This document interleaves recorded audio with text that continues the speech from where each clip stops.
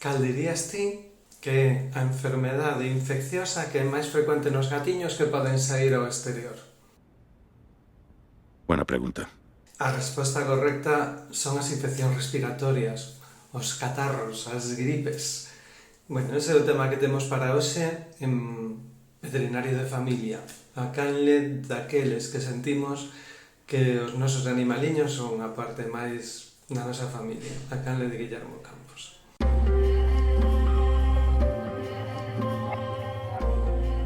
Os gatiños que saen ao exterior, porque, bueno, se un gatiño vive únicamente nunha casa, a probabilidade diminúe moito, se non ten nunca posible contacto con outros gatos. Os gatiños que saen ao exterior, a posibilidade de que contraian patóxenos que lle fagan enfermedades respiratorias ou oculares é moi alta. O que pasa é que únicamente por ter contacto cos patóxenos non significa que vayan a enfermar. Enfermar depende da suma dos patóxenos e das condicións tanto de higiene como de alimentación como de estrés que teñan os gatos. De maneira que este é un problema que é moito máis grave en colectividades en donde pois o feito de que haxa demasiados gatos pois lle supón un problema de estrés. A súa vez pode haber tamén un problema de higiene e donde, bueno, a alimentación pode non ser a ideal. Temos que falar de varios patóxenos típicos.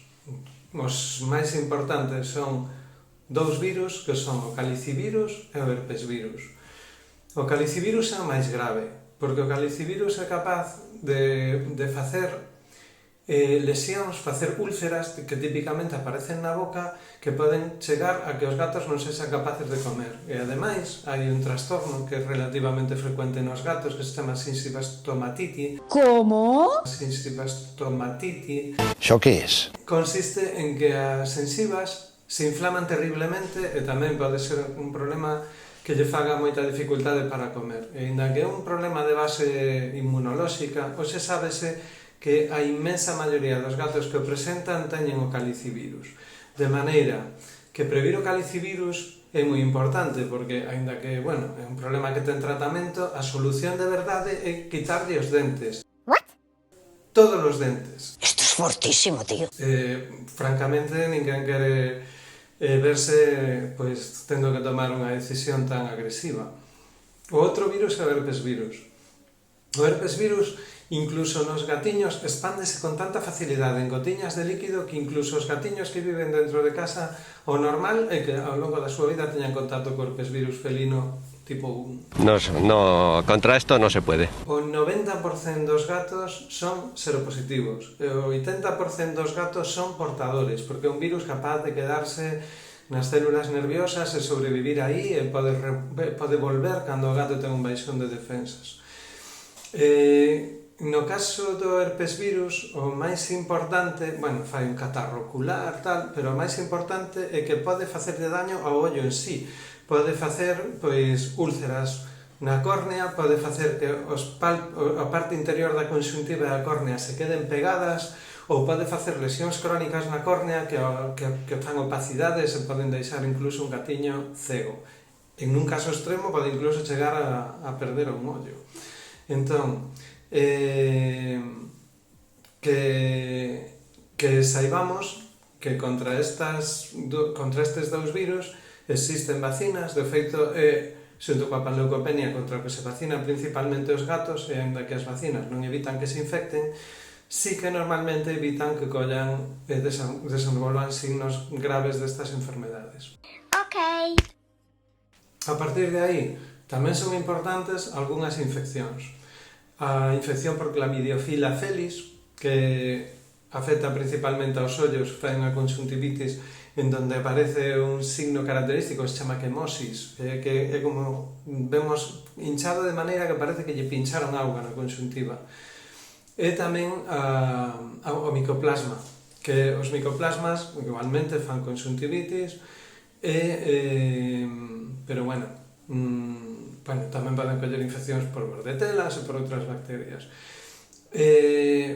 Que temos que facer para evitar que teñamos estes problemas? Primeiro, ter os gatos en boas condicións. Coño, cuidar a esa criatura, padres, hostias. En caso de que teñamos colectivos, ter unha cantidade de gatos sensata, telos con boa higiene, boa alimentación e intentar evitar no posible estrés. Tranquilo, mantén la calma. Segundo, as vacinas, porque as vacinas, estábamos comentando, son eficaces, sobre todo no caso do calicivirus, é unha medida fundamental. En caso de que un gatiño nos presente síntomas, pois asegurarse de que come, porque moitas veces cando son así, entre que teñen congestión nasal e non poden cheirar e que lle pode molestar a boca, poden non comer e incluso non beber, e isto mermar a condición dun animal. Bueno, os olliños podemos cuidar con suero ou con lágrimas artificiales. Usar a manzanilla, pois moitas veces funciona ben, pero non sempre non é recomendable en todas as condicións. En caso de que con isto non sexa suficiente, pois entón xa necesitas axuda de veterinario.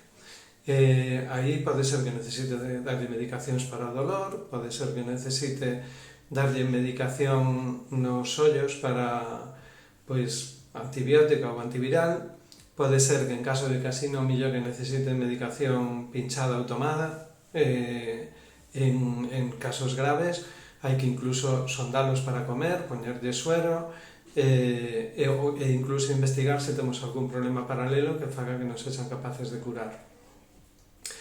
Recordar sempre que todo o que fagamos con prevención nos vai compensar moitísimo, que o importante aquí non é tanto que aprendamos cales son os síntomas, senón facer medicina preventiva. É que se traemos un gatiño novo a casa, non convén xuntalo co gato que xa temos, cos gatos que xa teñamos, ata que pasen 10 días para comprobar que non aparecen signos respiratorios, porque todos estes problemas son moi contagiosos e o que non queremos é que se nos propague polos gatiños que xa temos en casa. Creo. No, no, no.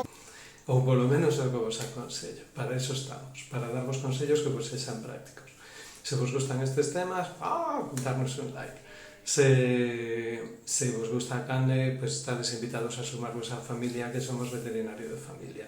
Estades invitados a suscribirmos, e xa sabedes, propoñernos temas, plantexarnos dúbidas, que esta canle xa sabedes que para vos. Biquiños!